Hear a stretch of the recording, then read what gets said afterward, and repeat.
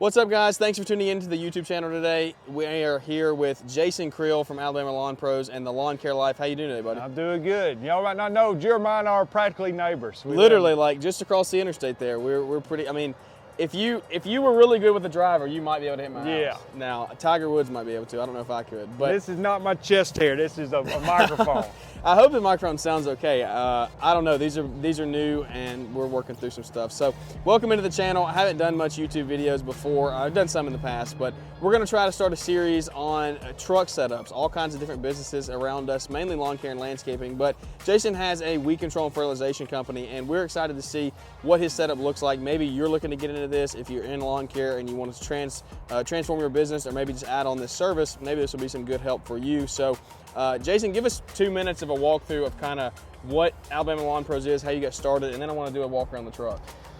So yeah, I used to mow grass, and then about, I guess this might be my 9th year doing weed control and fertilization. So I got into that. I was doing both at one point in time, and then I gave up the mowing and just do full-time weed control and fertilization here, same area that Jeremiah's in. And I work solo and just out there spraying yards, weed control, fertilization, and taking care of the weeds and trying to keep everybody happy. So I like it. I mean, I like mowing grass too, but it was a good time to change up for me and to kind of expand my horizons a little bit. Yeah, so you've seen it all. You've actually had a lawn care business, right? Multiple. Haven't you had two? Yeah, well, that's my third one. Yeah, so he's actually cut grass before, and we're going to talk about that on the podcast. So come check out the Growing Green podcast and listen into more of Jason's story. But for this video, let's just go ahead and hop into it. I want to walk around the truck, see what your setup looks like, and maybe help some guys out there if they're looking to get in a newer truck setup. All right.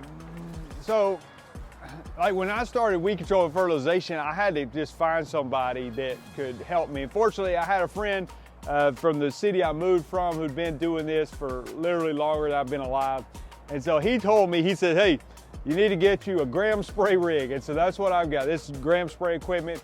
And I went and got a 400-gallon split tank. So a split tank means that it is a divider. There's only one hose and one pump, but the tank is divided and there's some valves. So the advantage of that is if I'm spraying 2 different products, let's just say Bermuda yards need one product and centipede yards need another product, I can put Bermuda stuff in one side of the tank, centipede in the other, and I can flip the valve and be using either one within a matter of minutes. So that's great. 400 gallon. This is, I think, a 300-foot hose. It's plenty long enough to where when I get to the end of it, I'm tired of walking and need to. I've learned you move the truck. You don't just pull the hose all the way across the world. Just move the truck. Yeah, I was in a neighborhood the other day and I actually saw somebody, another company that was spraying, and they had like 4 houses next to each other. Yeah. He never moved the truck. He did the hose on all 4 houses. I mean, that thing was snaked like 3 times. Yeah, I used to do that, and I've kind of learned a lot about how to actually approach this. And now what I'll do, I'll pull up. If I pull up on a house and they've got a fenced backyard, I want to line my hose up with the gate to that fence. So you're not getting caught on the gate? Yeah, because I don't want to be dragging it across the whole thing. So what I'll do, I'll line it up with that. I'll go ahead and spray the front yard, walking my way back to the truck, and then I'll grab a second handful of hose. So I've got basically double hose, and I'll walk to the backyard, spray the backyard, and then when I'm done with the backyard, guess what? My hose is lined up right with that back gate, because you don't want this thing pulling across your body while you're trying to, wrap around 3 trees and all that. Yep. All right, I have some thoughts on trucks itself. So I first bought a F-250 pickup truck, and then I bought another F-250 that was newer, and now I got this F-350 with a flatbed. I personally love the flatbed because you think about it, there's a couple things. From a standard pickup bed is fine for what you're doing, but when on my flatbed, I can mount these backpack sprayers right on the bed. And then also when you're doing weed control and fertilization, a lot of times you're picking up 50-pound bags of fertilizer. Well, it's not too hard to pick it up from here, but if they're down in the bottom of a bed and you're reaching over the tailgate, it gets old after a while. So this is, and plus this just gives me so much more space to work off of. I can put plenty of fertilizer on the back of this truck to last me throughout the day. On the other side, I'll show you over here real quick. Well, normally too, like I've got a ride-on spreader sprayer. Like a lot of people use these small ones. We'll talk about this in a minute, but this is the old Ground Logic, which now is owned by Ferris or branded under Ferris, the Pathfinder. But it's similar to Permagreen. Hey Lila, Daddy's gonna do this, okay? So I need you to You're gonna have to go find a different one. Daddy's working, so okay, sorry. So a lot of people use the smaller size ride-on spreader sprayers like this one that'll fit through a 36-inch gate, and a lot of these will fit on the back of a rack. The racks are made by a company called B&B Technologies out in Nebraska, and you'll see a lot of people using those. I have one of those. We just took it off actually because I'm gonna do something different. But anyway, this will fit on there, and that helps you not have to pull a trailer. I just built these little hand rails on here and made me kind of some homemade boxes. I use these little 2-gallon handheld sprayers. It's made by a company called Smith. They're on Amazon. I tell people all the time, I said they're good, they're not great. You know, they're basically a good value sprayer. They're cost effective. Yeah, they're cost effective. They're like $40-something maybe at the time of this video, and I might get a year out of one, and that's fine. But you see I carry 4 of them. Now this one is actually great. Milwaukee gave me this, and it has a little battery, and there's no pumping. Yeah, no pumping, so you just turn it on, and it just holds great pressure. I actually can spray 20 feet with it. Not that I'm trying to spray 20 feet, and the battery's one of these little sprayers. They just use so little power. I think some of those backpack ones literally last a month before you have to charge the battery. So, yeah, I have a backpack sprayer, and I've used that thing for no joke probably an hour or two, and the battery's gone down one little click. Like, what there's brand 4. is it? It is Petra Tools. So okay. It's a good sprayer. Have you ever thought about that? Like, so let's talk to the guy that's starting up. Maybe they can find a handheld spray. Like, would you make the investment and just go battery from the beginning? If you maybe the funds are there, you have the funds. You're not trying to ball on a budget. You actually want to do it right. Would you go handheld like battery from the get-go? I mean, the battery backpacks, there's several good brands out there. I forget the one that everybody's just using nowadays, but they're green. There's definitely multiple. The green one that has a white tank on it, but green. Yeah, I know which one you're talking about. I can't remember. A lot of people use those. I've never owned one, so I can't really speak to that. I mean, yeah, I think the battery is definitely better, and if you got a good one, I don't mind the pumping too much. And on these, you know, I carry a lot of variety on me. If I had a big company and I had like 12 employees, what I would do would be simplified. I would give them one mix of chemicals that I think would work on almost any grass type, almost any weeds. Like for me, I use 2 products, one's Celsius, the other's called Certainty. You mix those together and they're great on warm season grasses. They'll kill almost any weed. It's maybe a little more expensive, but for me, because I work by myself, I like a little variety. So I got a bunch of stuff on here that I might not trust an employee with. Yeah. But yeah, if I was like sending people out, I think I'd say, hey, here's your 1 backpack sprayer, maybe 2, you know, and then you just go use that all day and move on. But yeah, the pumping's not the big deal, but it does get old though when you're doing it pumping a lot. Yeah. I find pumping these more of a pain than pumping the backpack, because the backpack I can pump and still walk. This I literally have to set it on the ground, stop what I'm doing, and pump it up. So anyway, but I don't hate them too bad because I've probably bought 15 of them. So. And then, you know, it's nice to have, again, with the advantage of the flatbed, I'm not gonna probably have a toolbox mounted on there. Maybe there's one in the back of the truck. Certainly not gonna have this on a flatbed, I don't think. So just the advantage of being able to have more storage on that. Plus this being an F-350, and I'm not arguing Ford, Chevy, Dodge, whatever. There's not a lot of options when it comes to carrying the amount of weight that you need to. And that's one thing when you're picking a truck is the GVW, which is on the inside of your door, but that's the legal amount of weight you're allowed to carry. And you got to consider that with a 400-gallon tank, or maybe you have a 300-gallon tank, but am I legal or not? If that's full of water, I got all the fertilizer. So this one is the first truck I've had that has the dual rear wheels. So I'm definitely legal with this thing. It doesn't budge. Yeah, I pulled it up here and I was like, man, this thing's a tank. Yeah, it's big. It barely fits on the road. I've had twice my mirrors stick out so far. Twice I've hit stuff with a mirror. Once a tree and once a mailbox. So I had the mailbox got the worst end of one, and then there's actually somebody I knew. I had to call him, tell him I smashed his mailbox. Well, at least you knew him. Yeah, well, he said it actually wasn't the first time it'd been hit. It already had a dent in it because it was like, it's a little bit too close to the road in my opinion. So you just finished it off. Yeah, but the other time I think a tree was actually hanging out in the road and it smashed it, and I had to buy a new mirror and all that. So anyway, that's kind of my truck setup. I carry I carry a couple things with me. Now, those of you that are mowing grass can make fun of this if you want to, but it's like, it's this What right is here. that? Now, I have a bigger blower than this, okay? But you got to think about it. Like, I basically use this when I make a mistake. Yeah. So if I'm putting out fertilizer, you know, shoot whatever, fertilizer spreaders have a chute block on one side, kind of a chute block in the sense of a mower, but it's a side deflector. So you put that down, you make a perimeter pass around the property, and you're basically trying to keep from throwing in on the sidewalk. Now, if there's 3 pellets on the sidewalk, I'm not gonna blow it out. But let's just say I'm driving just in no man's land, I forget to put the side deflector down, I've thrown fertilizer all in the sidewalk, then I go and get this. So, I mean, this is something I might not even use once every day. I'm seeing that more and more common, though, even on lawn care rigs, just because these little yards where it's just like a sidewalk and a small driveway, I mean, that's easier than throwing on a BR800 or a PB9010, whatever your brand is. Like, for these little, we have a lot of neighborhoods around here that have super tiny houses in them. And so it's easier just to grab that. And I mean, those things now are going, the power on them is really impressive. Yeah, the Milwaukee one's great. And I had a gas-powered a handheld blower, and it's just a pain. The handheld ones are not as good as the backpack ones. Some of the same brands I love in the backpack version, they don't put quite as much into their handhelds. So the Milwaukee one has been awesome with me. And again, same situation. I don't use it much. So I mean, that battery, it's not like I'm charging a battery every day or carrying 2 or 3 extra batteries with me. It's like I just need to check it about once every 2 weeks because I might only use it 5 times in 2 weeks. Yeah.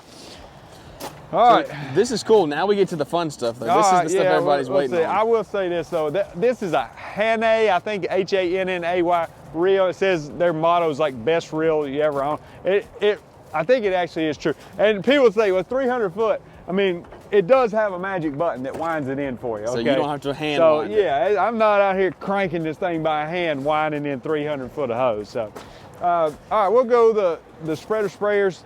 I've owned several different spreader sprayers. This is a Ground Logic, what used to be Ground Logic. This is maybe one of the last year models before they were bought out by Briggs & Stratton. So now you'll see almost identical machine, but it'll have a Ferris sticker on the front of it instead of a Ground Logic sticker. And I've even seen them, I think like Site 1 might be carrying almost the same exact machine, but it's green. So they've done some deals where you can basically, there's some deals now where you can basically get the same exact machine in different colors, different models. But anyway, Ground Logic was the original company that made it. And I bought this one 2 or 3 years ago, and I've been happy with it. It's my second Ground Logic. And I tell people, I said, you know, the advantage of this, the permanent, some of those, one, they're small, they're versatile, they'll fit on that rack on the back of your truck. But then they're very good on hills. And we live in an area that's got some hilly yards. And I just feel very comfortable going sideways across a hill. Now, every machine has its limits. You know, we're not trying to do anything crazy. And of course, follow your owner's manual and wear your PPE and all that. But people that push spread, and this is something I think is kind of a business thought, and Jeremiah, you may have some thoughts on this, but people, like I see these big companies that got plenty of money from a mowing standpoint and a weed control standpoint. And sometimes they'll have their employees out there with a push spreader or a cheap lawnmower. And I know they probably look at it from a number standpoint. I've asked them, you know, before, like, why do you got a push spreader? I mean, I know you can afford one of these. And it's all about just kind of like simplifying things, low overhead, and employee training. You know, like, what's an employee going to do to a $400 push spreader versus you know, a machine that's very expensive? So I don't know. For me, working by myself, of course, I want whatever's the best. It's very labor intensive, though. I've seen some guys. I mean, in today's labor market, I would like to hear what these companies that have a lot of employees, are they actually having good employee retention if they're pushing spreaders all day? Yeah. Like, I don't know. I would like to see the turnover versus somebody who's on, all the employees on a ride-on like this versus the ones that are pushing spreaders all day. Yeah, and I think you got to crunch the numbers too about employee retention. Obviously would be huge, but even productivity. Like, I do think at some point the machines help you with productivity, but I guess maybe they've crunched it and say, yeah, the productivity versus the cost and maintenance of the machine, you know, so I don't know. But I think for me, like, I want the best, fastest thing because I'm the one that's out there using it. So this is not the best or fastest, but it's great on hills, great for small yards. and you know, it'll spread and spray at the same time. It's just got one nozzle out there spraying, well actually two. One will spray wide, one will spray narrow, and nothing fancy about it. I mean, you just crank it up and you ride it. This one, you know, you're just wrestling it like a bull. You want to turn left, you wrestle it left. You want to turn right, you wrestle it to the right. So there's nothing complicated, but when you've been walking and then you start riding, you're like, wow, this sure beats walking or pushing a spreader. So anyway, I like these. I tell people, you know, good, not great, might not last you forever, but good starter though. Yeah, get you bet off not walking every time. Yeah, and it's very easy to maneuver. It's simple dashboard on. I mean, it takes you about 5 minutes to figure it out. And anyway, just very simple. Now this is the new 2023 Zspray. And that Exmark had bought out the Zspray company, or Z-Turf Equipment is what they're branded under now, but they bought them out several years ago, and the machine has been basically the same as what they bought when they bought it until this year. And then the 2023 model, they made a lot of upgrades. They basically are calling it a from the ground up remodel. Now it may look similar, but we actually compared it with one of the older models and was going over all the details. And part of the reason with this, and the thing that you'll find on these machines is they really want stability. So they did some things as far as like putting the tanks down lower. So you're talking about the center of gravity, bigger tires. They have things where you can, these front wheel caster locks, where I can lock my front wheels to go straight. So when you're going on a hill, your front wheels aren't going to start tilting down the hill, and there you go down the hill. So it actually locks the front wheels to keep you going. That's actually really impressive. I've never heard of that before. Now you got to unlock them when you get to the end, because it's going to tear the grass up if you don't unlock them. So that is one of their features. Got this boom on here that goes in and out. So if you were to hit something, it's, you know, hopefully not going to break it, or to get through a tighter gate. So anyway, this thing is incredible. I haven't owned it very long, so I'm still getting used to it. But as far as, and this will be another thing like we were talking about before, as far as productivity versus cost.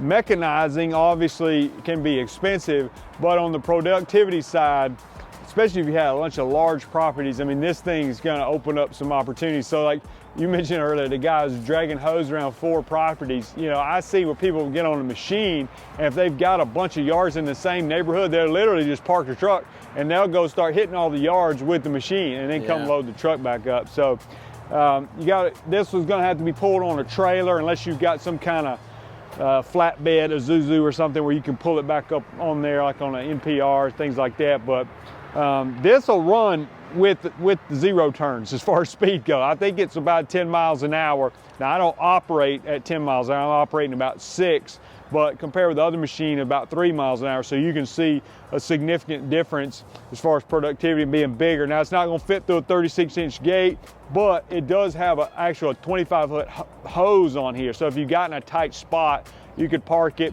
and be able to hit that tight spot, then get back on your machine and make your passes on the wide open area. So, you know, it is what it is. It's a great machine. It's got a little bit more interface here, but they've simplified as much as possible. Honestly, I was using it the other day. I flip all the valves on, and it's literally a foot pedal that makes it spray. And so I'm just sitting here driving. I feel like I'm playing the piano or bass guitar or something. I'm just sitting there hitting this pedal, and whenever I want to spray, when I want to quit spraying, I let off the pedal. And this thing here, I want to mention this. It's an accessory, but it's worth getting, special for those with the warm season grasses. This is the foam marking kit, and what it does, out of these tips on the end, it drops foam bubbles on your lawn. It's going to come out right here. This is where the spray comes out. And the whole time I'm driving it, when I'm spraying, I'm dropping foam bubbles about every 8 feet. You may say, well, that's kind of weird. You know, what is that going to do? Well, as I'm driving on a long pass, you got to think, it's hard, especially with our warm season grasses that don't stripe. I can't tell where I've sprayed and where I haven't been. Now, all I got to do is make a pass, and the bubbles go away in about 10 minutes. So it's not like somebody's going to come home and they got bubbles all over your yard. But I just got to get 10 inches between bubble passes. You know, I say 10 inches from that bubble to that bubble, and from the bubbles, and that's going to give me that great even coverage that I'm looking for is probably honestly superior to the evenness that I could get even with a tank sprayer. So, I mean, this is the walking dog. Am I correct? Is this the walking dog of sprayers nowadays? Well, what's a walking dog? I missed like the top of the line. Oh, well, I would say so. I don't know of a better one, like I said, and they just, with all the additions and renovations, there's other companies that are making big ones, and I haven't tried them all by any means, but I know I live on 4 acres. I got probably 3 acres of grass. I have sprayed it several times with a hose. I have sprayed it with that machine. I sprayed it the other day with this machine, and I thought, where's this been my whole life? You know, and I got done. I had bubbles all over my front yard. Again, 10 minutes later, they're gone.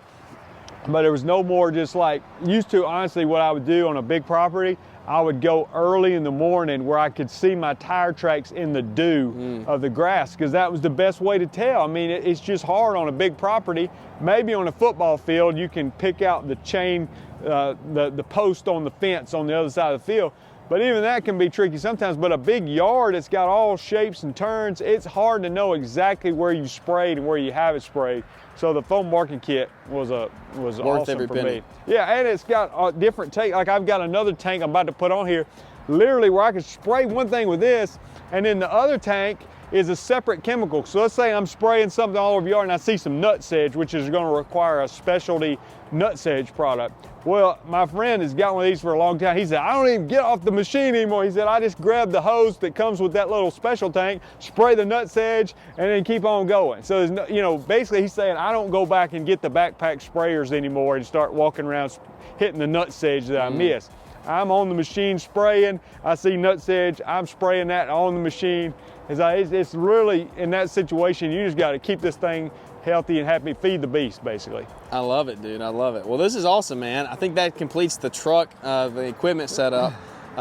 What is some other, just like one piece of advice to somebody who may be wanting to get into the weed control and fertilization business?